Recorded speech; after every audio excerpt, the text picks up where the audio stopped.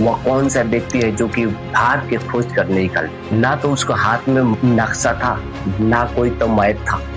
वो कैसे व्यक्ति थे भारत की खोज करने यूरोप से चलाए थे। आज नहीं दोस्तों, मैं बात कर रहा हूँ 1498 के वास्को डी गामा की। वास्को डी गामा एक यूरोपीय यात्री थे जो कि पुर्तगाल के थे। वह भारत की खोज करने निकलते हैं और वो समुद्री रास्ते से निकलते हैं और वो पहले से बहुत समुद्री व्यापार में अच्छा व्यापारी करते।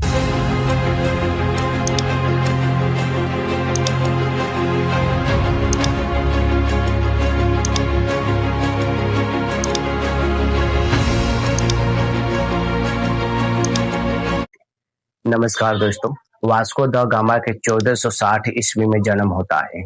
उनका जन्म स्थल सिनेस पुर्तगाल में माना जाता है। यह प्रसिद्ध कैसे हो गए थे? यह पहला पुर्तगाली नाविक थे जो भारत के समुद्री रास्ते से खोज करने निकले थे। वास्को द गामा के कुल 5 भाई बहन माने जाते हैं। वो 6 शैतानों में से एक था। एक तो भाई पाउलो द गामा भारत यात्री में उनके साथ ही थे। दूसरे भाई आरेस द गामा, तीसरे भाई फांदरो द सोदरो, चौथे तरेजा द गामा का 4 भाइयों, एक वास्को द गामा, 5 भाइयों को मैं जिक्र कर रहा। अब यह बंदा 1498 ईस्वी में वास्को द गामा भारत खोज करने निकलते हैं। और कैसे? ना तो उनको हाथ में उस समय मैप था, ना कोई दूरबीन था, सिर्फ समुन्द्र के रास्ते से भारत निकलते खोज करने। 1497 ईस्वी में पुर्तगाल के राजधानी लिस्बन में 4 जहाज खड़े थे। वह चारों जहाज भारत के यात्रा पर निकलने वाले थे। वह भारत की यात्रा पर निकलने नहीं, सीधा उन 4 जहाजों पर 170 कुल मेंबर नाविक सवार थे। उस जहाज पर 170 यात्री में किसी को मालूम नहीं था आगे क्या मिलने वाला है। ना तो समुद्र के छोड़कर ना कोई धरती दिखाई दे रही थी, ना कोई पहाड़ दिखाई दे रही थी, ना कोई मनुष्य दिखाई दे रहे थे। 170 में से सबको अपने जान के खतरा लगाकर सिर्फ भारत खोज करने निकले थे वास्को द गामा की टीम पूरी। और यह पुर्तगाल के लिस्बन राजधानी से निकल पड़े। और इन 4 जहाजों के कप्तान कौन थे? वास्को द गामा समुद्री मार्ग के सबसे प्रभावशाली कैप्टन थे। देखने में एक सामान्य पुर्तगाली नाविक, लेकिन इरादा बेहद मजबूत करके निकला था। यह बंदा 56 इंच के सीना चौड़ा करके निकले थे। और एक तो हमारे देश में 56 इंच के सीना के प्रधानमंत्री जो आज वादा करते कल भुला जाते हैं। चलो अपने टॉपिक पर लौट। जब वो निकले थे उसके सामने एक ऐसा मिशन था जो इतिहासों को पन्नों में लिखने वाले था, क्योंकि यह देश आज तक न किसी ने खोज किया था और न खोजने कोई बाहरा था। यह इतिहास के पन्नों में लिखने वाले वास्को द गामा निकल पड़े। उस समय भारत के मसालों का व्यापार मुख्य रूप से अरब व्यापारियों और वेनिस के नियंत्रण में था, क्योंकि उस समय भारत में मसालों की खेती बहुत ज्यादा होता था। और यह व्यापार के खुद करने निकले थे वास्को द गामा। अगर पुर्तगाल से सीधे भारत अगर वास्को द गामा पहुंच जाते तो पूरे भारत और यूरोप के व्यापार ही एक अलग तरह के रूप में जाता और साथ साथ ही समीकरण भी बदल जाता है। पुर्तगाल से और भारत के जोड़ देते और यूरोप में भारत के व्यापार बढ़ जाता। ये तो इतना हुआ नहीं, आगे जाते जाते इनके इतना डेंजर खतरा आने लगा। बड़ी बड़ी लहरें उठने लगे, समुन्द्र के रास्ता भड़कने लगे। सब कुछ यहाँ पर होता। 8 जुलाई 1497 ईस्वी इसकी कमान जो जहाज चारों के थे वास्को द गामा के हाथ में।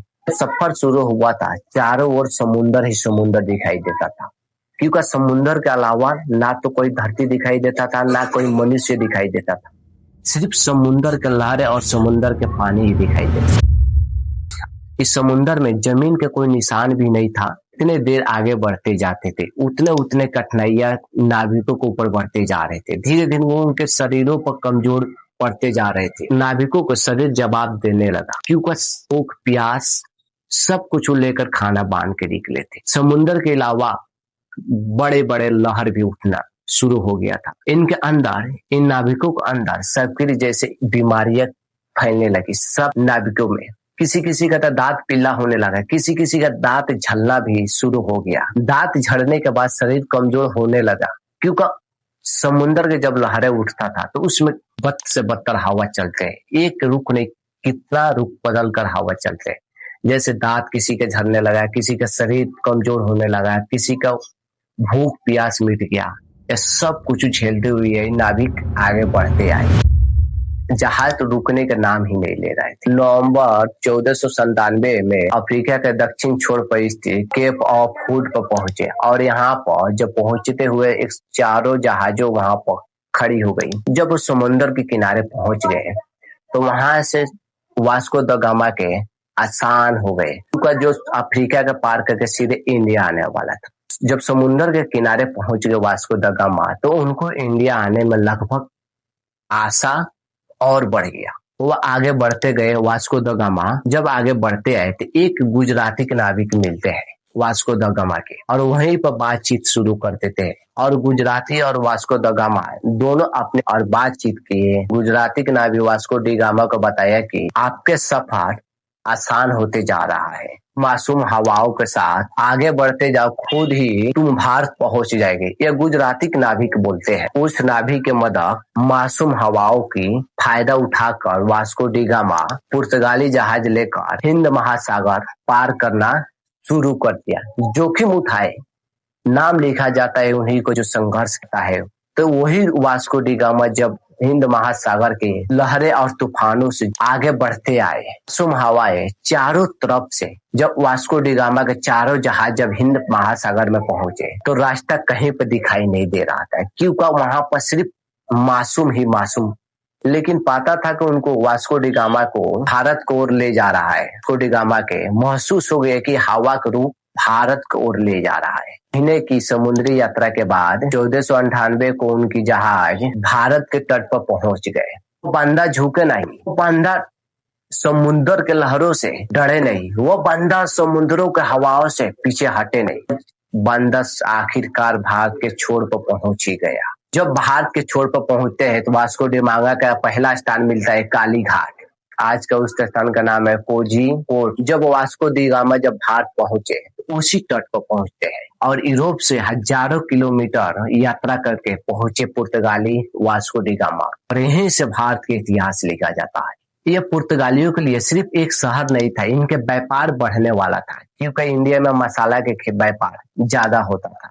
मई 1498 में पहुंच जाते हैं, भारत की खोज कर देते हैं। वास्को डी गामा व्यापारियों के बारे में सोचना शुरू कर देते हैं। इसके बाद से वास्को डी गामा पुर्तगाल और इंडिया के व्यापारों में कुछ आगे बढ़ोतरी मिलने लगा। जब वास्को डी गामा 1498 ईस्वी में कालीकट पहुंचने के बाद पुर्तगालियों ने भारत के समुद्री व्यापार पर अपना प्रभाव दिखाया। भारत के समुद्री व्यापार में अपना प्रभाव बढ़ाना शुरू किया। उनका सिर्फ उद्देश्य यही था, मसालों का व्यापार करना नहीं था, बल्कि समुद्री मार्गों और महत्वपूर्ण बंदरगाहों नियंत्रण स्थापित करना। जब इतना करने के बाद वास्को डी गामा के यूरोप और भारत के सीधा व्यापार समुद्री रास्ता ही खुल गया था। इसके बाद व्यापार बढ़ने लगा। यूरोप और इंडिया के बीच में समुद्री मार्ग से ज्यादा व्यापार होना शुरू हो गया। इसके बाद से वास्को द गामा भारत छोड़कर फिर से पुर्तगाल लौट जाते हैं और फिर 1500 वास्को द गामा भारत दूसरी बार आते हैं। 1524 ईस्वी में भारत के गवर्नर बना दिया गया। लेकिन होता क्या है, भारत पहुंचने के कुछ ही समय बाद